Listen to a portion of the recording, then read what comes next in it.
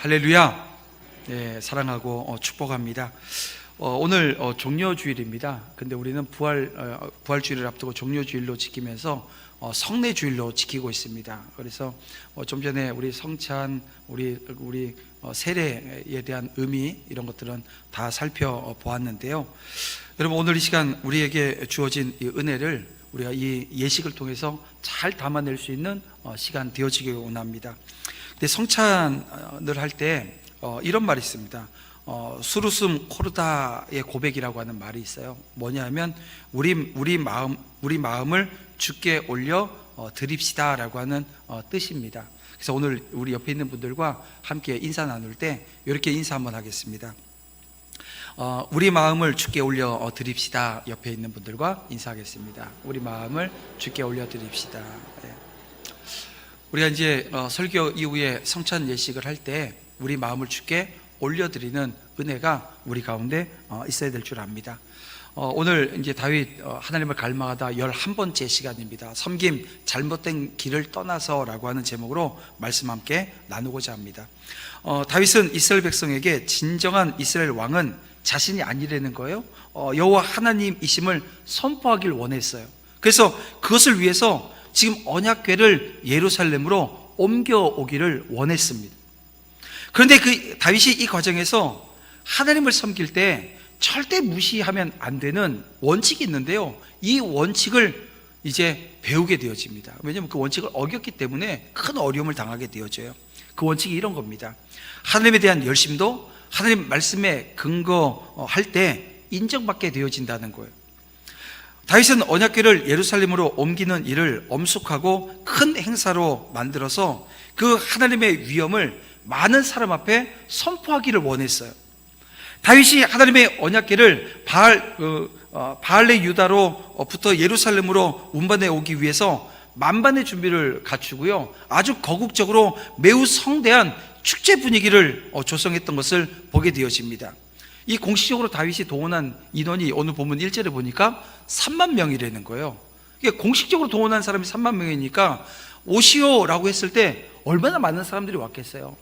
10만 명 이상, 얼마나 많은 사람들이 모였을지는 상상이 가지 않습니다. 그리고 새 수레를 마련해서 언약궤를 실어 나르도록 했는데요, 다윗이 친히 온 백성과 더불어서 갖은 악기를 가지고 찬양하면서 그 뒤를 따르는 모습을 우리는 본문을 통해서 보게 되어집니다. 여러분, 얼마나 웅장합니까? 하나님을 향한 이 다윗의 열심이 얼마나 돋보이는 장면입니까? 그런데 여러분, 이 다윗의 이런 열심에도 불구하고 그 결과가 좋지 않아요. 다윗의 언약궤 운반은 우사의 죽음이라고 하는 비극적 결말을 낳은 채 실패로 돌아가고 말았습니다. 자, 그러면 왜 이런 결과가 온 걸까요? 왜 지금 이런 결과가 지금 온 거냐는 거예요. 언약궤를 예루살렘으로 옮기려고 했던 이 다윗의 계획이 하나님의 뜻에 부합되어지지 않았기 때문일까요? 하나님에 대한 다윗의 열심이 부족했기 때문입니까? 아니면 이 다윗이 저 옛날 그 베스메스 사람들처럼 언약궤 안을 들여다보려고 한 거예요? 그 어느 것도 아닙니다. 다윗이 그 언약궤 운반을 실패로 끝나게 되어진 이유는 이겁니다. 하나님 말씀 따라 행하지 않았기 때문이라는 거예요. 여러분, 율법은 언약궤를 운반하는 그 규정을 담고 있습니다. 출애굽기 25장, 민수기 3장에 보면 그 규정이 나와요. 그 규정을 보면 이 언약궤는 누가 매야 돼요? 레위인들이라고 해서 다 맬 수 있는 게 아니에요. 고아 자손만 맬 수 있습니다. 그리고 이 고아 자손이 수레로 옮기면 안 돼요. 어떻게 해요? 꼭 매야 돼요. 이게 지금 하나님이 정하신 방법이라는. 그런데 다윗은 언약궤를 어떻게 했어요? 수레로 옮기려고 했다는 거예요. 물론 다윗이 하나님을 경외하는 자로서 하나님의 언약궤를 수레를 그냥 쓰고 있던 수레가 어느 거 갖다가 그냥 한 게 아니고요, 그 언약궤를 옮기기 위해서 새 수레를 만들었어요. 그래서 지금 다윗이 그 새 수레를 만들었다는 건 정성을 쏟았다, 이렇게 보는 게 맞습니다. 그런데 그런 과정이 있었음에도 불구하고 이 모든 행위가 하나님 말씀에 위배되어졌다는 거예요. 그래서 다윗의 그 열심에도 불구하고 1차 언약궤 운반 시도는 이 비극적 결과만을 낳고 실패로 끝나고 만 것입니다. 그렇습니다. 여러분, 오늘 우리가 아무리 동기가 좋고 목적이 좋아도요, 하나님을 섬기기 위해 있어서 무엇보다도 그 과정이 하나님 말씀에 따라 행하는 것이냐 아니냐에 따라서 하나님이 기뻐하실 수도 있고 기뻐하지 않으실 수도 있다는 거예요. 아니, 우리가 하나님의 일을 하겠다고 하나님께서 우리에게 주신 사명이라고 생각하면서 하는 그 모든 일들 가운데 하나님이 기뻐하실 수도 있고 그렇지 않으실 수도 있다는 거예요. 아무리 하나님에 대한 열심이 특심이라고 해도 하나님의 말씀 따르지 않게 되어지면 오히려 그것은 하나님을 기반하는 행위로 심판을 자초하게 되어진다는 거예요. 여러분, 그 예 있잖아요. 아말렉 사람들과 그 가축은 다 진멸해라.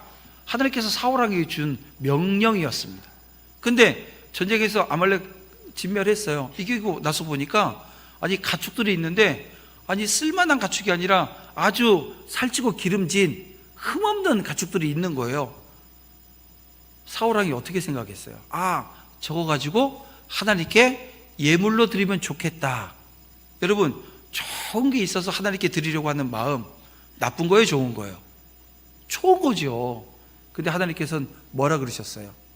이 일로 인해서 사울 왕이 하나님께 버림받아요. 그리고 그의 최후를 보게 되어지면 아주 비참한 최후를 맞이하게끔 하시는 모습을 보게 되어집니다. 그래서 여러분, 이런 거예요. 우리가 하나님을 섬김에 있어서 외형적인 열심이나 이 감정에만 치우치려고 해서는 안 된다.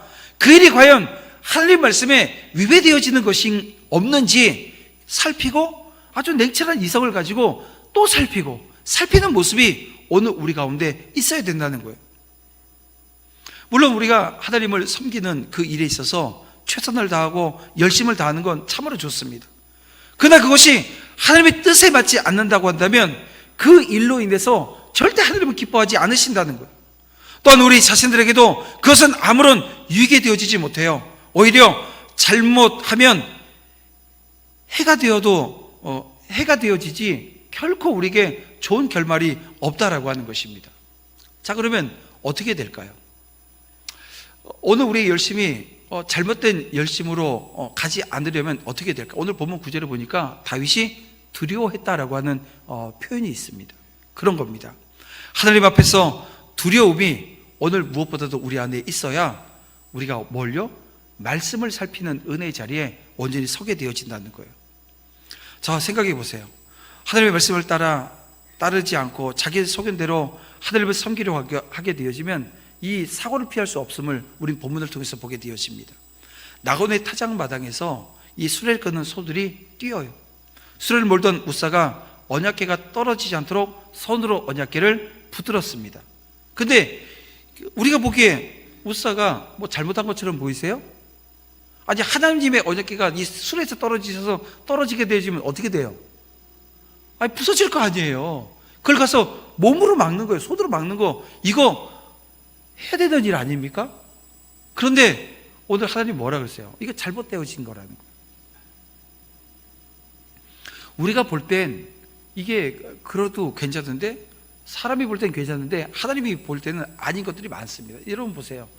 이게 우리가 가끔 뉴스 통해서 차가 이렇게 비탈에 서 있었는데 갑자기 차가 스물스물 뒤로 밀리게 되어지면 사람들은 어떻게 해요? 아, 그 차 손으로 막겠다고 손으로 막다가 질질 끌려내가지고 사고 당하는 경우들이 있어요. 저도 그런 예가 있었어요. 제가 예전에, 요즘 제가 사과를 계속 농사를 짓고 있었으면 참 돈을 많이 벌었을 텐데. 근데 지금 제 옛날 사과 농사 지을 때요, 사과를 실은 차가 이제 한 차를 실어놨어요. 옮기려고. 근데 제가 서 있는데 옆에 딱 봤더니 차가 스물스물하고 밀리는, 그러니까 차가 이제 아주 낮은 비탈이었어요. 근데 사과를 많이 실으니까요, 아마 사이드 채워놓은 게 풀려버린 거예요. 그러니까 이게 밀려간 거예요. 쭉 밀려갔는데 제가 옆에서 딱 보면서, 제가 이렇게 생겼어도 날렵해가지고요, 빨리 차에 그 문을 열고 딱 들어가가지고 사이드를 다시 한번 당기고 기아 일단 딱 넣어서 딱 세웠거든요. 그리고 딱 내렸더니 그 뒤로 밀리는 차에 차를 세우겠다고 탔다고 그 사과, 예. 제 집 좀 잘 살아가지고요. 그 정도 사과쯤이야 뭐. 예. 농담이고요. 하여간 그 위험한데 거기 뛰어들었다고 다들 뭐라 그러는 거예요. 그래서 나를 그렇게 위해 주시나? 막 이런 생각 하기는 했는데 집에 가서 봤더니 차 문 열면서 뛰어오르면서 그 모서리에 다리가 찢어졌어요. 그래서 피가 나가지고 다리에 옷이 붙어 있는 그런 그래서 야, 이거 잘못하면 진짜 큰일 날 뻔했겠구나 그랬거든요. 제가 왜 이 말씀드리냐면 사과 상자 이게 뒤로 넘어간다고 이게 몸 뛰어들어요.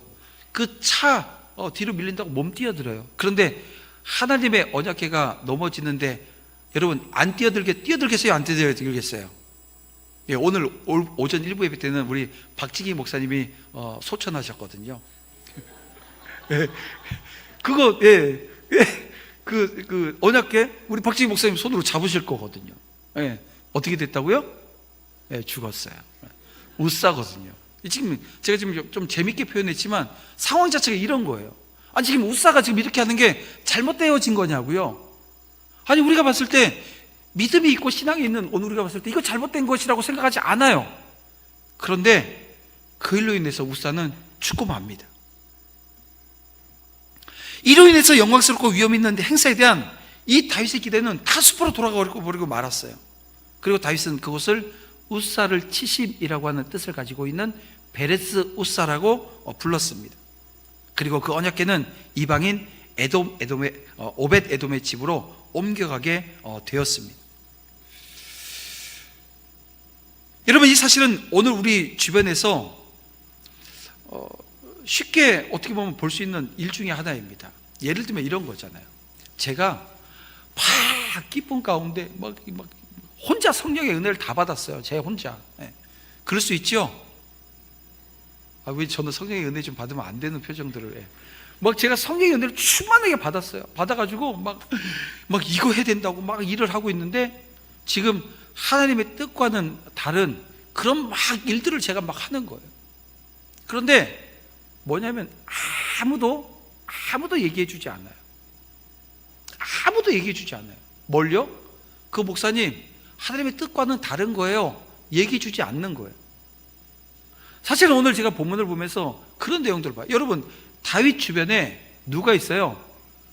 아니 대제사장도 있고 제사장들도 있고 레위인들도 있고 그리고 장로들, 그 이스라엘 민족들 가운데 믿음으로 서 있는 어떻게 보면 그런 분들이 여러분이 계셨거든요. 그런데 이 다윗이 이렇게 지금 하나님의 말씀을 떠나서 행하는데 아무도 얘기해 주지 않는 거예요. 아무도 얘기해 주지 않는 거예요. 제가 막 엉뚱한 짓을 막 하나님 일이라고 누가 봐도 저거 잘못됐는데 하는데도 아무도 얘기해 주지 않아요. 나중에 박지기 목사님 죽고 나서 하시는 얘기가 우리 김재극 장로님이 나는 알고 있었다고. 그게 하나님 뜻에서 어긋났다고. 우리 신영희 장로님은 박지기 목사 죽을 것 같이 다 예언하고 다 기억하고 보고 있었다고. 왜냐면 그게 하나님 뜻에 떠났기 때문에 그걸 하게 되면 그런 일이 벌써 갈고 다 알고 있었다는 거예요. 근데 뭐 안 해줬어요? 얘기를 안 해주는 거예요. 여러분, 이 지금 다윗이 이 과정을 겪게 되어지는데요, 주변에 아무도 다윗을 놓고 왕이시여, 그 일은 하나님 말씀에서 떠난 거예요. 그거 하면 안 돼요. 그건 지금 하나님이 원하시는 게 아닙니다. 그 방법은 잘못되어졌어요. 이렇게 하시는 게 맞아요. 왜요? 성경에 이렇게 기록되어져 있으니까요. 얘기해 줘야 되는데요, 아무도 얘기하지 않는 거예요. 그 공동체가 하고 있는 일은 하나님의 일을 한다고 하고 있는데요, 근데 결국은 그 안에서 이리 치이고 저리 치이는, 그러니까 하나님의 말씀이 그렇게 지금 되어지고 마는 거예요. 여러분, 블레셋 사람들이 하나님의 언약궤를 수레에 실어서 운반했어요.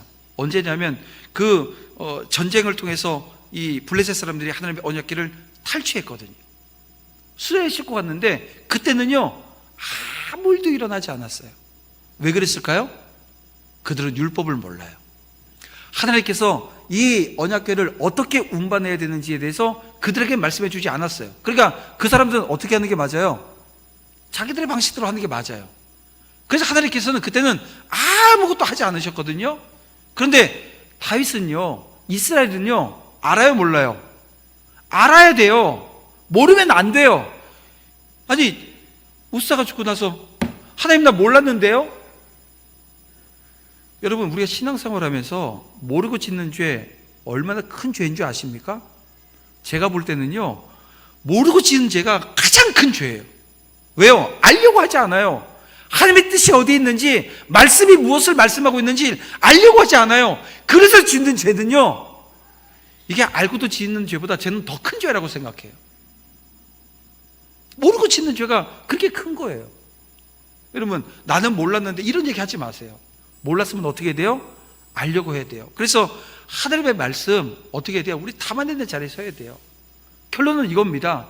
하나님 말씀 알기 위해서 하나님 말씀 읽어야 돼요. 우리 지금 성경 필사하고 있죠? 이거 빨리 써서 내자. 아니요. 천천히 쓰시면서 하나님 말씀 묵상하시면서 쓰세요. 그리고 하나님 말씀 알고 깨닫게 되어졌으면 내 삶의 자리에 적용하며 살아야 되는 거예요. 근데 아는 데서 끝나요. 적용하려 하지 않습니다. 여러분, 오늘 우리의 삶의 자리에 하나님께서 함께 해주셔서 하나님이 무엇을 기뻐하시는지 알게 되어지면 오늘 우리는 그 자리에 서게 되어지는 은혜가 있어야 될 줄 압니다. 자, 오늘 본문 15절 이하를 보게 되어지면 그렇게 하나님께서는 이 과정을 통해서 하나님의 일을 하게 되어지는 이 과정이 말씀 따라 해야 된다는 것을 말씀해 주시고, 마지막으로 그 말씀 따라 행할 때 뭘 주세요? 복 주시는 하나님이심을 오늘 우리에게 말씀해 주고 있습니다. 하나님은 우리의 나름의 방식대로 신앙생활하길 바라지 않으세요. 우리 나름의 방식으로.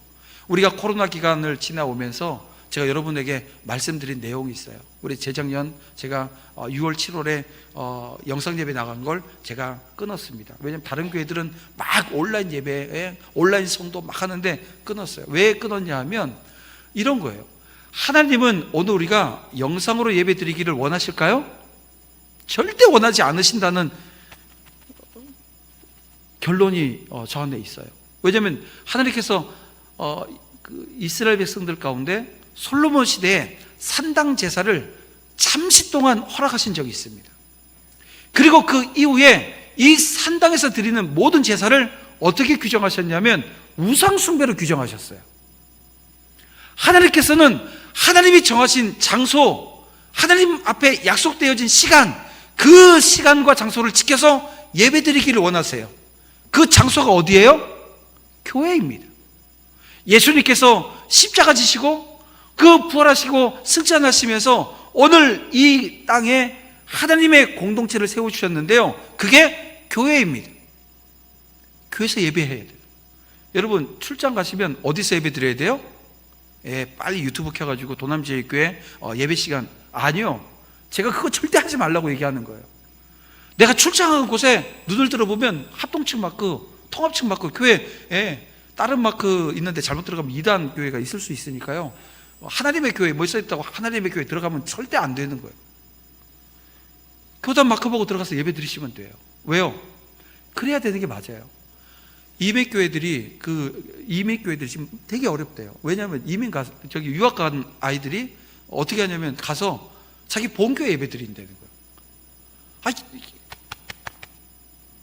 목사 기분 좋고 아니요, 그건 아니에요. 하나님의 뜻은 예배당에서 예배 드리길 원하는 거예요. 교회에서 예배 드리길 원하는 거예요. 여러분, 이 기준과 원칙이 오늘 다른 교회는 모르겠는데 우리 교회는 잘 지켜내기를 원합니다.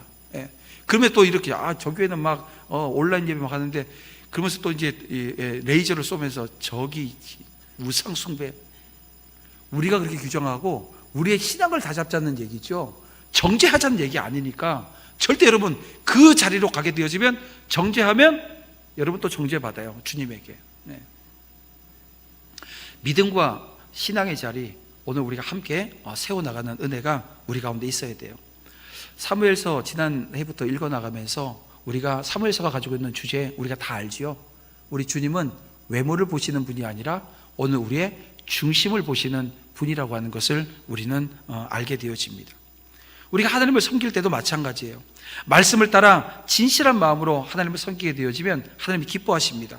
겉으로만 하나님을 섬기는 척하는 위선적인 태도 배격하시고, 하나님 말씀을 따라 진실한 마음으로 하나님을 섬길 때 주님이 주시는 큰 복이 오늘 이 공동체를 넘어 여러분의 가정과 또 여러분의 사업장과 여러분들이 학업하는 공부하는 그 책상 머리 위에 하나님께서 축복해 주시는 거예요. 여러분 은혜 주실 겁니다. 주님 놀라운 복이 오늘 임하는 이 오베데돔의 집을 보면서 오늘 그 축복이 오늘 우리 모든 성도들의 가정과 일터 가운데 넘치기를 주님의 이름으로 축원함을 드립니다.